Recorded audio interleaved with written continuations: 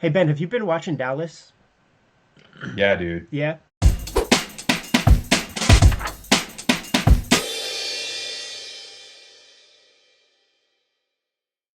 Here we are once again. New episode of Read More Comics, Moore. Today we're going to be talking about Miracleman issue number 5. I'm with Tom Scioli. Directly below me is Jim Mahfood, and the guy propping us all up, the base, is Benjamin Mara. Yeah, look at that. Like Atlas. So to begin with, this is the last issue that is completely comprised of the material that was serialized in Warrior magazine. So we get like four individual chapters that once again have all different kinds of storytelling approaches. How would you describe this first chapter, the approaching light?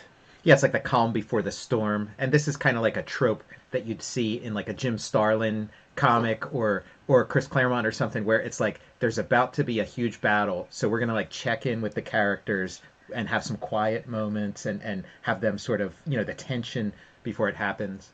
And it kind of reminds me a little bit of like it's like, I think it's like the second or third issue of New Gods, where it's like, okay, we showed you all the cosmic stuff. Now Orion's going to put on a suit, and his gang, they're going to pretend they're just like ordinary like street level guys to like infiltrate things. It's just kind of an excuse to get your big like muscle bound character into like a nicely tailored suit and like try out that look. Kind of like an NFL, when like the NFL players start dressing up or something. The cover to this issue 5, it's already an indication of things going into a more strange psychedelic area. Because the other covers have been him basically just posing heroically in a way.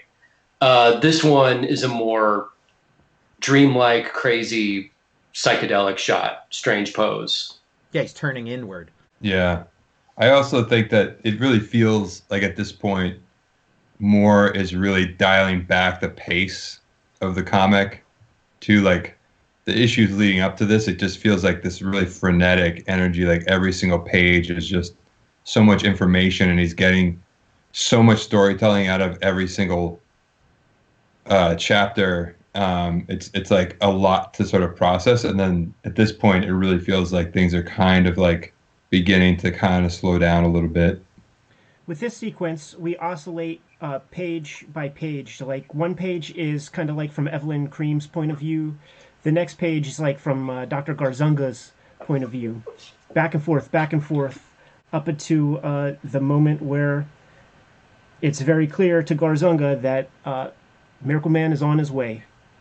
So yeah, just like the nicer Dr. Gargunza is, the scarier he is. When he's being like kind of real, kind of sweet and polite and very caring towards Liz Moran, like kind of the creepier he seems. And there's like a shot where Evelyn Cream and Miracleman are like looking through the dossier of Dr. Gargunza, and there's all these pictures of his like aliases and his disguises. And I was just thinking it would have been a cool Easter egg if one of the disguises was Dr. Savannah from Captain Marvel. It seems like a lost opportunity. Oh yeah. Yeah. Right. Yeah, and it follows that kind of like Simon Wiesenthal, like Nazi hunter. yeah, the guys who are hiding out in Paraguay or Argentina or wherever the fuck, man. But that first chapter, fairly straightforward. The sort of scary, odd things are that, like, this child in the womb isn't like your average baby. It has some kind of consciousness. It's almost like creating some kind of like calming agent or like providing mom with all kinds of extra data. We know something's up with this baby. Again, like last time, speaking about the color choices here, it's like him being able to look inside her womb and seeing this, like he's lit with orange, the pink structure of the baby, and then it goes back to him, and his reaction is like one of shock, and he's kind of colored pink because this fetus has some sort of extra consciousness or something happening. So I just love the storytelling happening here already. Like you're kind of being drawn in, and it's shit's getting weird for sure. Yeah, upon this read for issue 5, I started to pay way more attention to the color after you brought it up on our previous episodes, Jim, because I don't know why. I sort of just kind of like dismissed it. I like looked past the color whenever I read the things. I think corrupted with the knowledge that this was drawn for black and white. Yeah. You know what I mean? Right. Yeah. But it's also, I guess, worth noting that this is like one of those books of the 80s on Baxter paper that was colored with the blue line method, where they would sort of take the black and white line art to the photo bureau, get it printed up on like white in like a blue ink line on, you know, some cardstock or some watercolor paper, and then the color that you see is over top of those blue line with watercolor and dyes and whatever, probably dyes looking at this. Yeah. It's so vibrant. And then they would take like an acetate overlay and have the black ink line projected onto that, and then that is what would be shot for the final printed page. So we're getting to see the texture and the color and everything, which is something I really, really like now.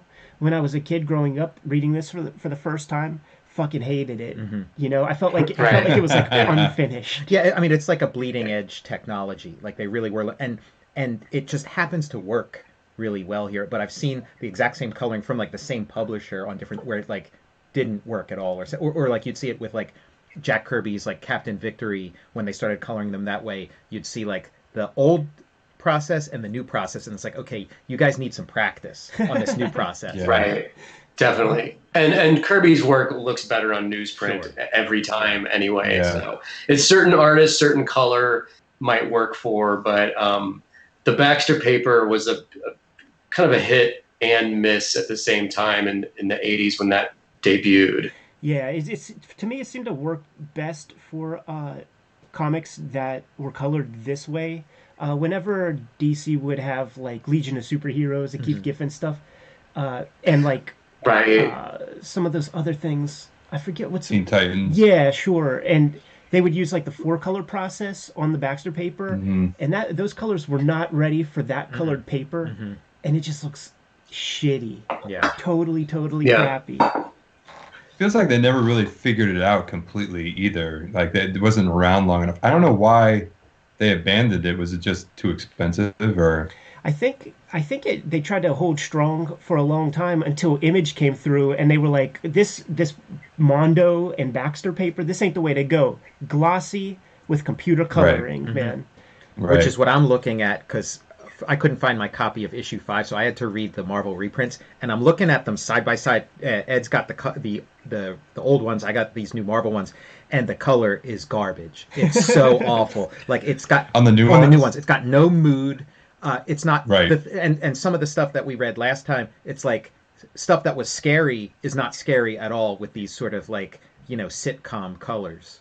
It's Right. That's what I mean by seeing this, like this little baby in the womb is in just pink. It's like a very strange and offsetting, disturbing kind of image. And I have not seen the Marvel reprints with the new color, and I feel like just hearing you guys talk about them, like I don't need to see them. That's No. totally gone. It's just not there at all. And the pacing is different in the Marvel books. yeah, too. they diced up the issues a little differently because they ran like Warpsmith stories in with it, so it doesn't, like issue 1 doesn't line up with issue 1, and Right, I etc. Should we take things to chapter 2 of issue 5? This would be I Heard Woodrow Wilson's Gun.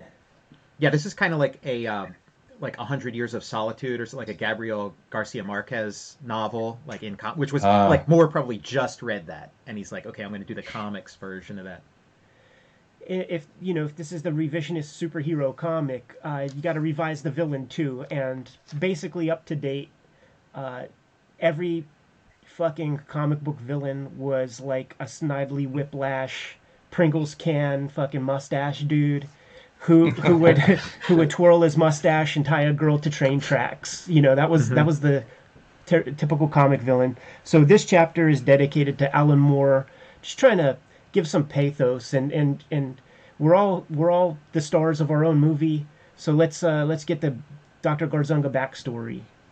I usually hate exposition in comics, and like this sort of like backstory and like trying to explain why the villains the way they are. But I really enjoyed reading this. I think it's just a testament to Moore's like facility with the medium. He's just really good at, making it really easy to read and compelling, and his characters are just, interesting characters.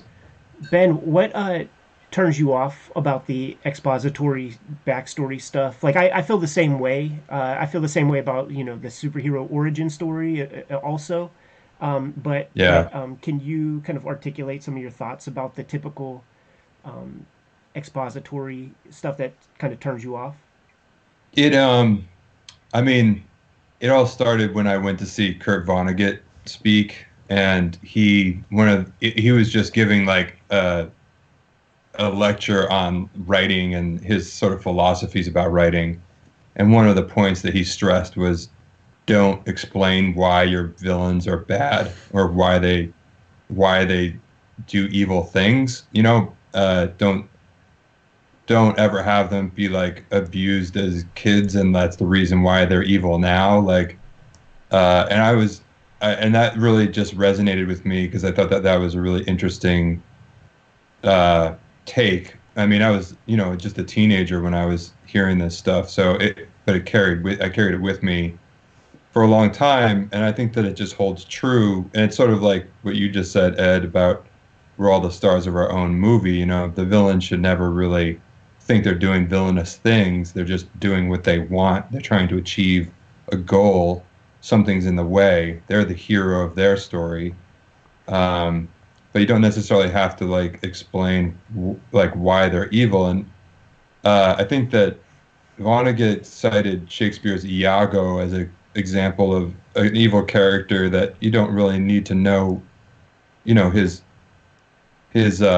reasons for his actions, but he doesn't like, we don't know exactly what happened to him to make him sort of look at the world this way. And I was just thinking about, I just rewatched No Country for Old Men, and the villain, and I can't remember his name all of a sudden.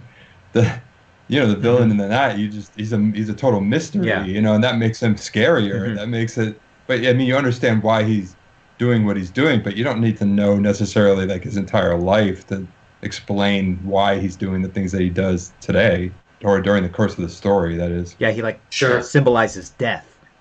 He's just this unstoppable force. Yeah, I just think that over-explaining the villain can just remove some of the effectiveness of the story.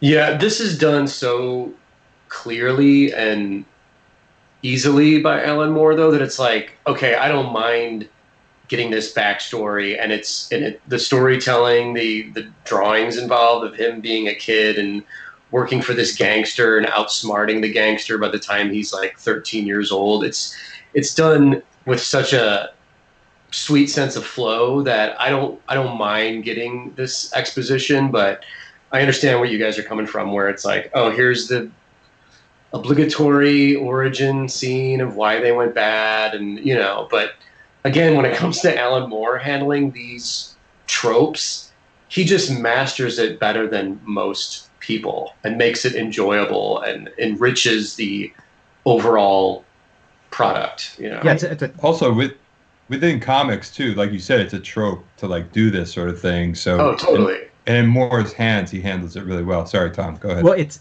a totally different genre. He's bringing a totally different genre into this, and it's a genre that there might not have been another comic in this genre, previously. The genre is the sort of magical realist, South or Central American,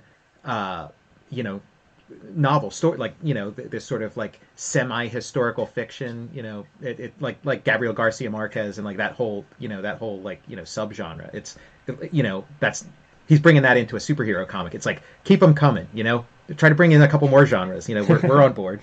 Yeah, right. I feel like he's taking the kind of jobber comic writers of the day to school here, because it is the obligatory superhero origin, but he's going to do it with a little bit more grace or something. Mm-hmm. And he's bringing some really fun real world stuff into it, kind of like the Operation Paperclip thing, where you have this guy who isn't necessarily a Nazi scientist, but he was damn close to being one before he kind of defected to Britain, and that that German technology is being used for Britain's purposes. Yeah, it feels a little bit like a Vonnegut novel, like Mother Night or something.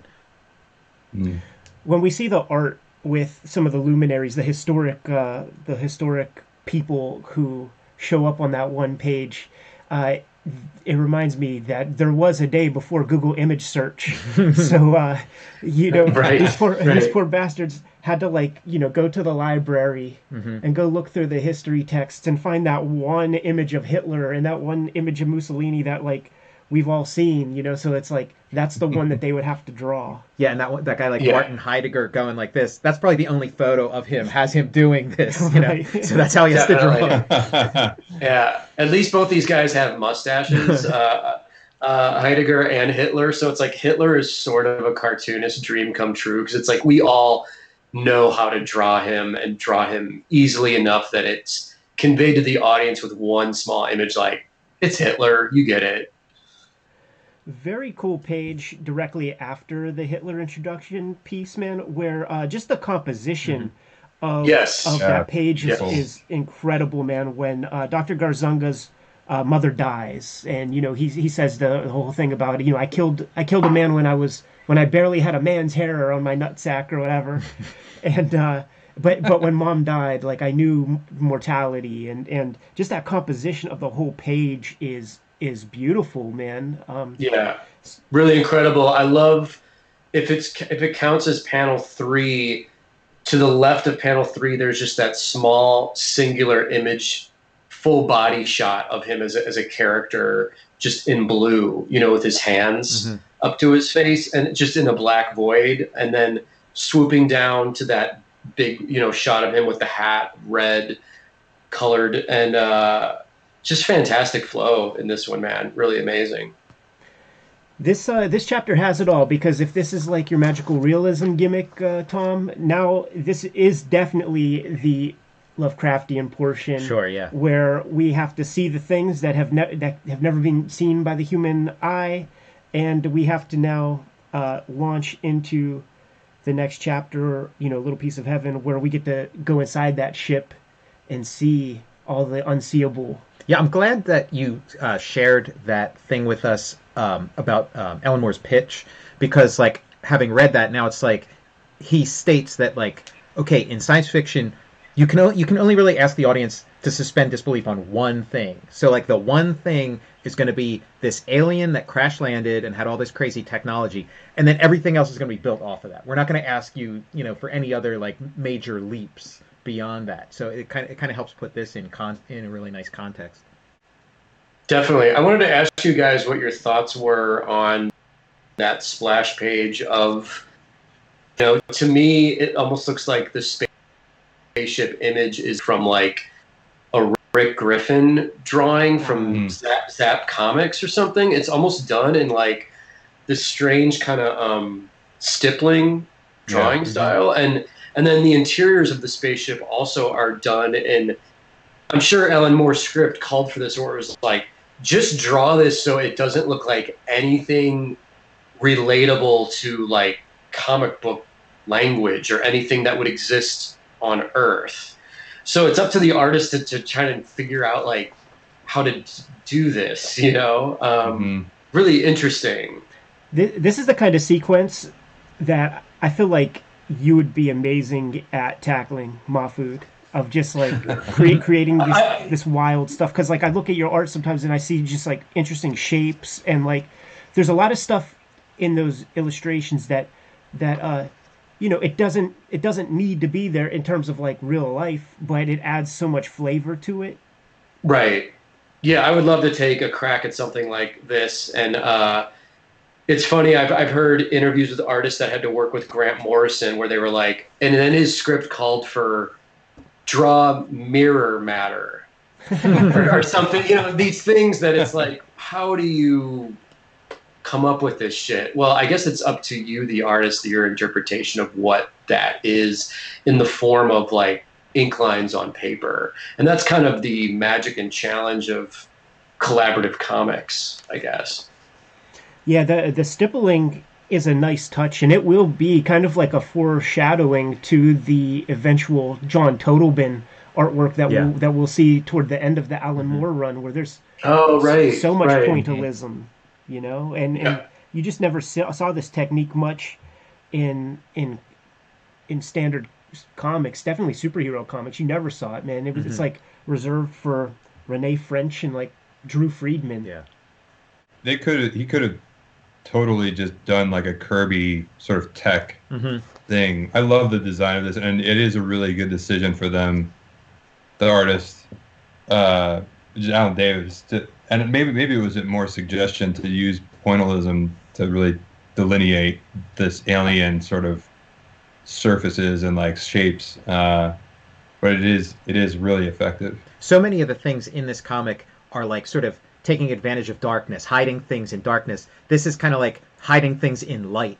you know, just kind of like having so much white there that you can kind of, you know, just hint at things. Alan Moore isn't like giving the full onus on this spaceship interior to the artist solely, because there are some great captions that kind of like add to the feel, you know, gravity doesn't abide by Earths or something, and the guys are getting sick, and there isn't a visible door because the creatures that use this ship, they don't need a door. Like, just all this stuff to sell you on the fact that this is fully alien stuff in kind of the true sense of the word, man. Like, nothing resembles anything that we know. Yes. Including that fucking dead creature.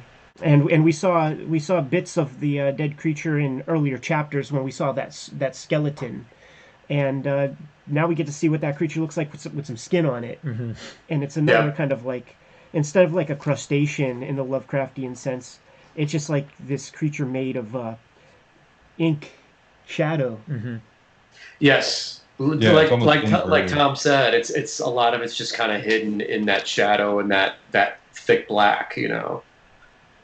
Yeah, that's like a trick of like modern day CGI movies, like a Pacific Rim or something. Like, let's not let you see too close. Some lens flare.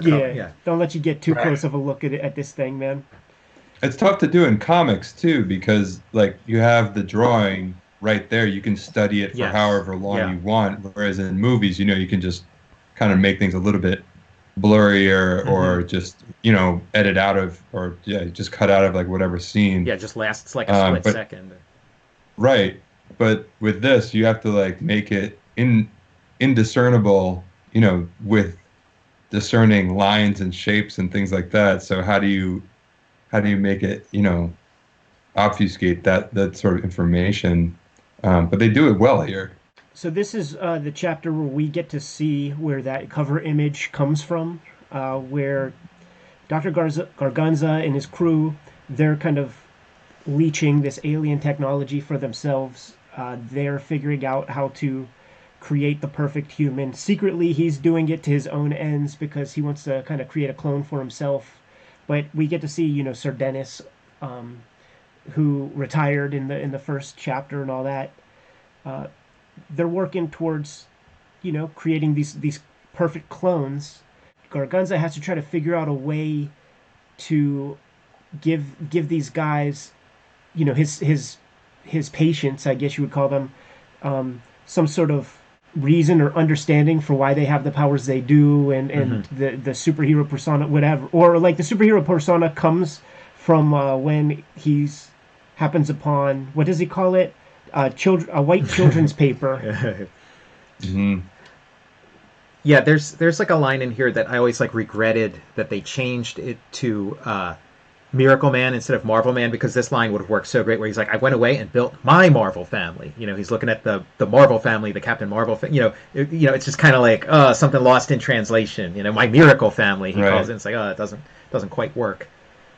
Yeah, and this panel too, with the reveal of the actual Captain Marvel family. I mean, not only is it violating probably a copyright law or whatever, but Moore has to throw in that little dig where he says semi-literate engineer was reading this, like alluding to like this idiot who's reading mainstream superhero comics. Well, kind of a, I read that as a little bit of a dig at maybe the average like fanboy reader. This is the 50s, so that was the general consensus in the 50s, that you were like a semi-literate, troglodyte if you were reading comic books.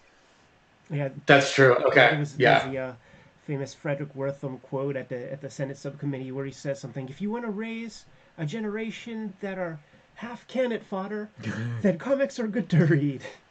God, that's chilling. Oh my God. So we get the creation of the costumes. Here's my question to you guys: upon this reading, and I've read Miracleman several times in the past, are these characters always comatose? Like, all the adventures that they've had, period, are just from the dream world? That's what I think, because some of the footage that they were watching in like the previous issues, like, showed other stunts going on. So it wasn't like their entire life was a dream and then they woke up and went into that spiders thing. I think most of their life was a dream. Occasionally they'd get awoken to test this or that, but then also that reality when they were awoken was probably similar to Big Ben's, where they were sort of psychologically projecting things onto the situation. So they might have been like, beating up like a concrete block that they thought was, some kind of monster or something, Yeah, that's something That's a good read on it. I never paid attention to that in the past, man. Like, oh, these guys were sleeping the whole time. Like, the only time that they're ever like really doing their thing is with issue 1. Mm-hmm. Like, a thing I noticed this time around is like with their costumes, how they're like sort of electrically plated onto them. They're not, it's not like a leotard or something, which is like, I think, another sort of like superhero obsessive thing where it's like, okay, superhero costumes are not clothing. They don't cling to, like, even like spandex doesn't function that way. So Moore came up with an explanation that there's some kind of like sci-fi, coating that's put on them. And one has to make note of the fact that these are the original Marvelman costumes. This is like, one of those little details that they have in there that sort of becomes a storytelling piece. Yeah, where the M's are like offset instead of on top of each other. Yeah. And this chapter ends with the reveal of, it's spelled out for us what Dr. Gargunza is in it for. Whenever you have a character, and if we are all the hero of our own story, every character should want something, and perhaps have an obstacle toward those ends, man. So Gargunza wants eternal life, or at least to prolong life and be stronger, less of a dweeb. And the miracle baby that was squirted into the womb of Mike Moran's old lady, that's gonna be the cipher. Yeah, and clinging to mortality is like, it's a moral failing. At least as far as fiction is concerned. It's not a good look to be like so desperately clinging to your life and wanting to live forever, and that doesn't go well in fiction. Yeah, never. It's always that's the Sith. Mm-hmm, right. And Ben Kenobi's like, strike me down, and I will be stronger than you could ever imagine. At the very end, like, just as like a storytelling thing of like, oh, how to make symbolism work for you and stuff like that. When she spills her, like, after he reveals his plan and stuff, and she spills her coffee, that's like that's a stand-in for like her pissing herself. Like, he freaked her out so much she's pissing herself, but you can't show that in a comic, at least back then. So like, you spill your tea or whatever. Right. And we all know that Alan Moore has a thing in this book with coffee anyway, like mentioning it, and people get murdered if they don't prepare the coffee the right way, or, Yeah. And in Watchmen too, it seems like coffee is like, like that's a big motif in his work. Yeah. He had a very busy 1980s, man. And that shit was probably as important as blood in his body. Take it to Miracleman Family Part 2. Final chapter of this gimmick, man. And what is it? Basically, it's pretty much directly taken off of that last Miracleman Family piece where the boys are in that dreamlike universe and like fighting to get up, fighting to wake up. And kind of the way it ends is the the costume changes for one. Yeah, that's kind of like a Roy Thomas kind of thing, where like trying to make the continuity fit, where it's like, oh, how did his costume change? Oh, here's a story that will explain how his costume changed. Right, very convenient. Right. Yeah. And it's almost like this is their opportunity to get in and show off like all their favorite Marvel Man villains from the 50s or whatever. But ultimately, Gargunza gets the best of the boys. Whenever they wake up on this little grassland, do you think that this is like the Big Ben thing where they are really awake? No, I mean they're still in dreamland. They're still in dreamland. Like it's like Inception or something. They woke up from the dream within a dream. Yeah. And John Ridgway on the art on this chapter, which I really, really dig his work on this chapter specifically because it is so odd and strange and beautifully lit. Yeah, he did the other Miracleman family piece. The first Coming part. Up, yeah. Like we're always talking about like Alan Moore and Lovecraft, and it occurred to me that this is a Lovecraft story because it's sleeping gods, like these gods who are sleeping and dreaming, and if they wake up, the world is over. It's like totally 100% Lovecraft translated into superheroes. Yeah, wow, that's a good point, Tom. The surrealism of the imagery is really great, man. It has like some of those great kind of Steranko-ish like optic illusions with the tile floor, checkerboards and stuff. Great chapter. Especially the panel of the women characters, almost like the sirens flowing up from that checker board floor. Definitely like weird, nightmarish, surreal visuals happening. Yeah, kind of like prog rock or something. Like totally. Down on Broadway or something. Yeah, it's almost like these guys all just wanted to see what it like. They grew up with Marvel Man, and then they literally grew up and developed talent and skill. Let's apply everything we learned about drawing and but draw that silly old stuff. Like, what would it look like? And this Miracleman family chapter kind of is an exploration of that because it is the most silly kind of designs and creatures and all that, but applied with really good what do they call it? Chiaroscuro lighting and shit. It's a wild dynamic, man. An interesting tandem to say the least. It's like an interesting point of view thing too, because it's like scary and creepy. We're scared and creeped out on behalf of the Miracle family, but then we're also identifying with the villain. We're very scared and very creeped out on Gargunza's behalf. Like we are like in the Hitchcock way. Like we don't want them to wake up. We don't want them because we know they're going to rip his head off if they wake up. And it's like this is the villain. This is the guy who we've seen be a scumbag, page after page up to here. So it's like a very interesting, little technique going on there.